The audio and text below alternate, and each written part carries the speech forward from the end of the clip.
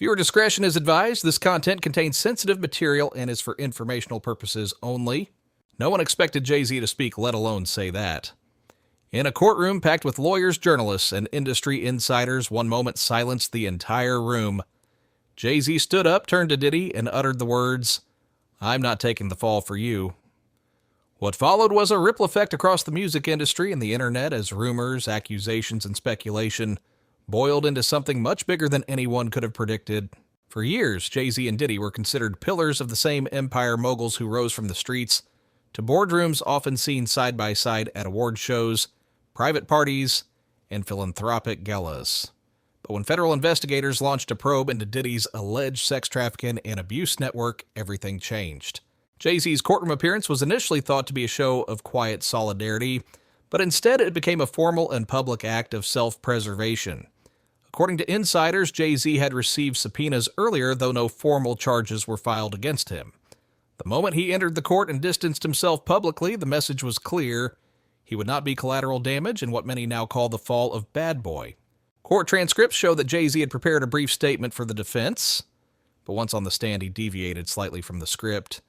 After being asked if he had knowledge of any misconduct within their shared business ventures, he paused, then said, "If I knew what he was doing behind closed doors, I would have left sooner. I'm not taking the fall for him or anyone else." The reaction was instant. Diddy reportedly clenched his jaw, saying nothing while murmurs erupted across the courtroom. For those who had viewed the hip-hop elite as untouchable, this was the first public sign that even giants could turn on each other when the stakes got high enough. Legal analysts were quick to jump in. One former federal prosecutor told Rolling Stone, "Jay-Z's statement wasn't just personal, it was strategic. By clearly disassociating himself, he protects his assets, his brand, and most importantly, his future legal standing." Social media exploded with theories. Some praised Jay-Z for distancing himself from a man now linked to horrific abuse claims. Others saw it as opportunism, the first rat off a sinking ship.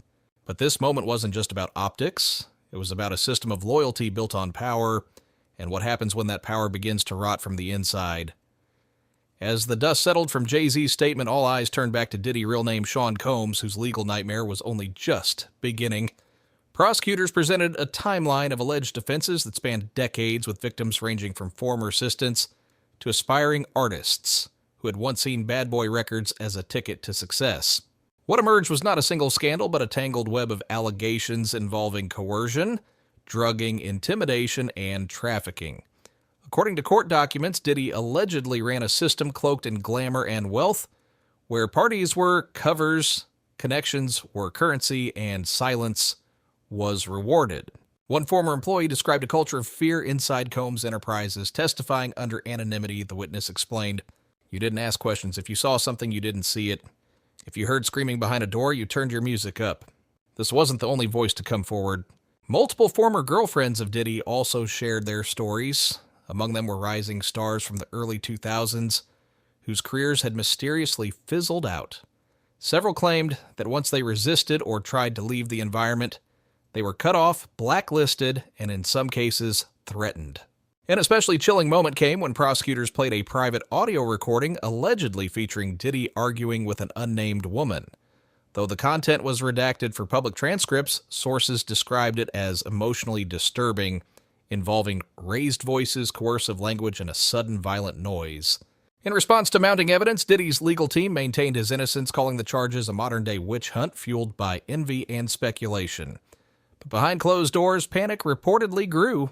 A source close to Diddy's inner circle leaked that several of his longtime business partners, including a luxury vodka brand and a global streaming service, had already initiated legal steps to sever contracts or freeze assets.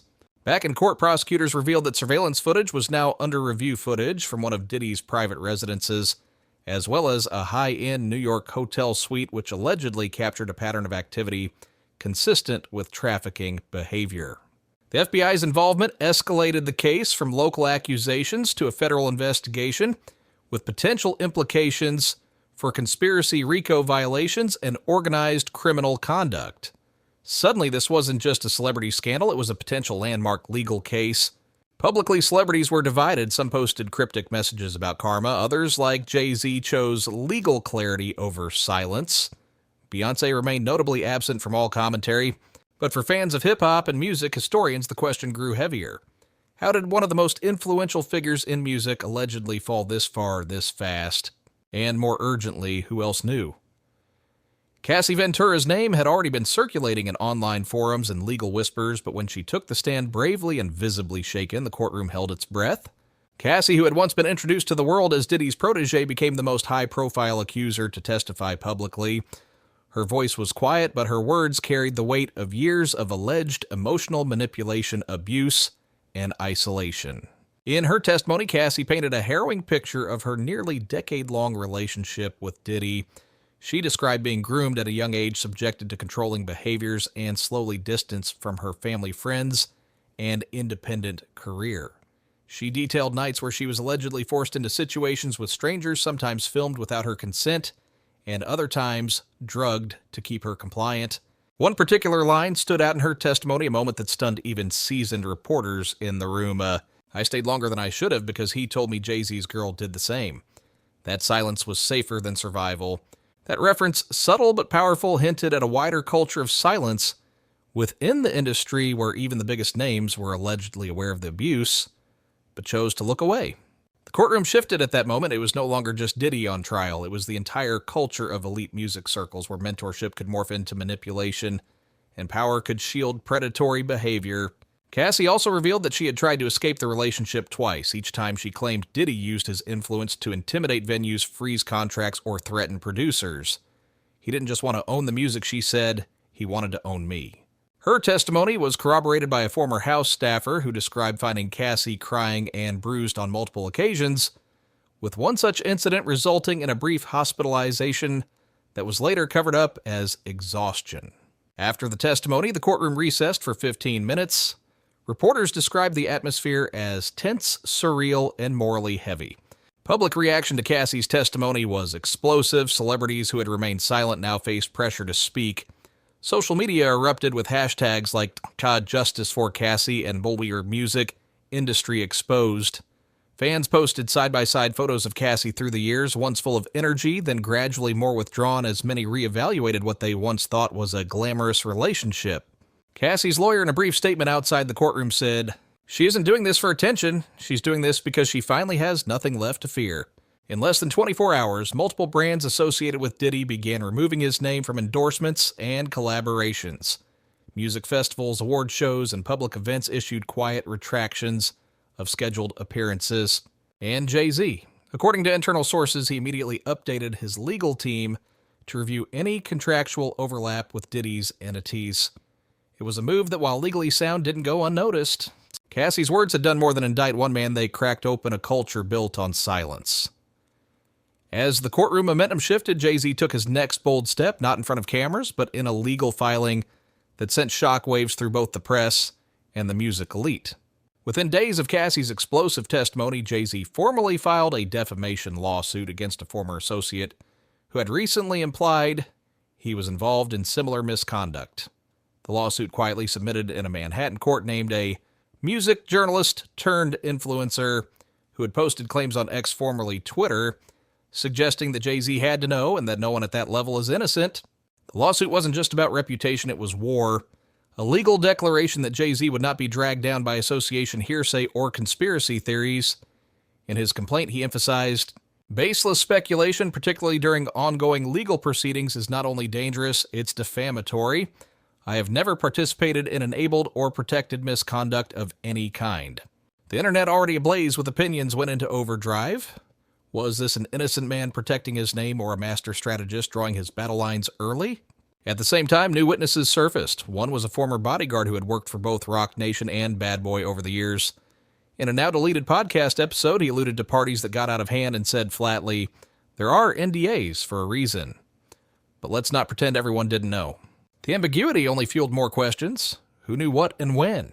Meanwhile, Diddy's legal team launched a counteroffensive. They filed a motion arguing that the media frenzy and the testimonies were unfairly prejudicing the case.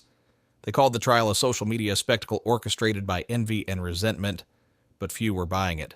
Even longtime friends in the industry were beginning to distance themselves. Videos resurfaced of Diddy at events with younger artists, including clips where his behavior, once seen as eccentric, now raised red flags. Fans rewatched interviews with new eyes. reread lyrics, noticed gaps. Corporate fallout continued. An entire planned documentary about Diddy's rise to fame, originally greenlit by a major streamer, was shelved indefinitely. In a quiet PR statement, the platform stated, "We stand with victims." At the center of all this turbulence, Jay-Z's silence after his courtroom remarks became almost more powerful than any press release. He did not attend events, he did not post, he did not issue apologies or explain further. The lawsuit was his statement, his only public move. But insiders revealed that behind the scenes, several major artists affiliated with Roc Nation were asking for contract reviews, while internal emails from executives showed efforts to update HR policies and ethics clauses. If this was a cleanup, it was a quiet surgical one. Commentators began calling it the Great Unraveling, a moment where decades of myth-making in the music industry were being pulled apart by brave testimony, careful strategy, and public reckoning. And while Jay-Z's name remained legally untouched by the central charges, the proximity alone had already done damage. In an era where silence can be complicity, neutrality was no longer a shield, it was a spotlight. The fallout from Diddy's trial wasn't just personal, it became generational. By now, the music industry wasn't simply watching, it was bracing. Executives began consulting crisis teams, artists began reviewing past collaborations, and producers and insiders started whispering names, people who might be next, people who had always had a feeling, and people whose silence was now impossible to maintain. Public trust in the star-making machine had shattered. Music blogs, once eager to glorify lavish lifestyles and VIP access, shifted their tone. Headlines once about mogul moves now read more like crime blotters.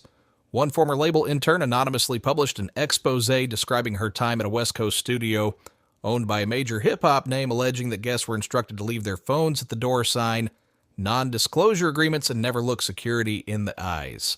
While none of this directly implicated Jay-Z, it deepened the conversation about the culture surrounding these men and the silence it bred. In the wake of Cassie's testimony and Jay-Z's distancing moves, several other women came forward anonymously. Some were ex-girlfriends, some were former employees, and some were artists who never got the break they were promised. Many of their stories followed a similar pattern, groomed with promises, isolated with control, and discarded when they resisted. Even as Diddy's legal team tried to discredit these voices, labeling them as fame-seeking or unreliable, the court of public opinion was clear something was broken, and it had been for a long time. Jay-Z's earlier courtroom quote, "I'm not taking the fall for you," echoed louder now. It had become a kind of cultural refrain, a declaration not just of legal separation, but of personal boundaries in an industry where everything had once been blurred. A few music journalists pointed out how eerily quiet some other major industry figures remained. No statements, no reposts, just silence. And in this silence, audiences began reevaluating everything they thought they knew about fame power and who gets protected when accusations fly. At the Grammys the following month, tributes were subdued. Diddy's name, once frequently cited as an icon of entrepreneurship, was omitted from montages.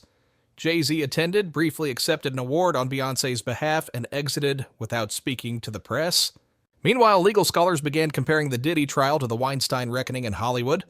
A powerful figure, decades of secrecy, brave testimony, and the slow grinding wheel of accountability. But this time, the public had been watching in real time. Unlike cases of the past where revelations came years later, this was unfolding live on social media and press rooms, on YouTube breakdowns and TikTok explainers.